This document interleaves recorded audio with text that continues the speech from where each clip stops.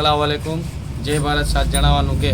આપણે જે જીબીનો પ્રશ્ન હતો પીજીવીસીએલ આપણે આજ સાંજે મળવા ગયેલ ત્યાં આપણને નકુમ સાહેબે મુલાકાત લીધી આપણે નકુમ સાહેબની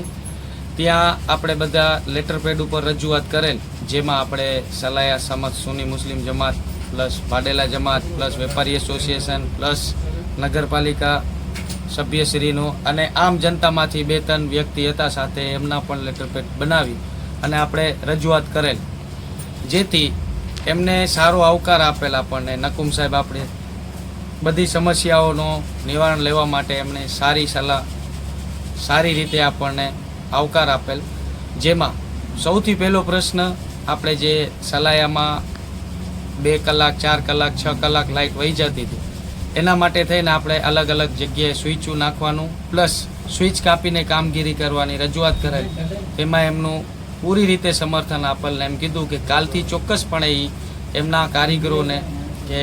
પીજીવીસીએલના માણસોને કહી દેશે કે સ્વિચ કાપી જે તે એરિયામાં જે તે કામગીરી કરવાની હોય કરવાની બાકી આખા સલાયામાં લાઇટ બંધ રહેશે નહીં એની ચોક્કસપણે એમને ખાતરી આપેલ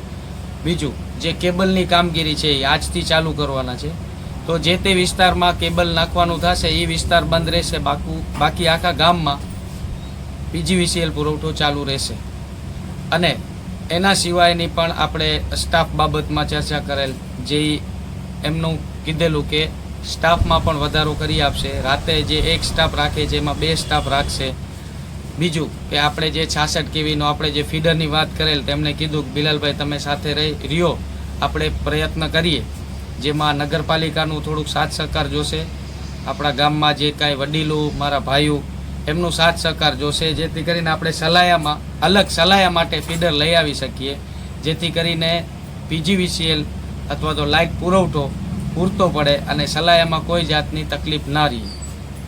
થેન્ક યુ.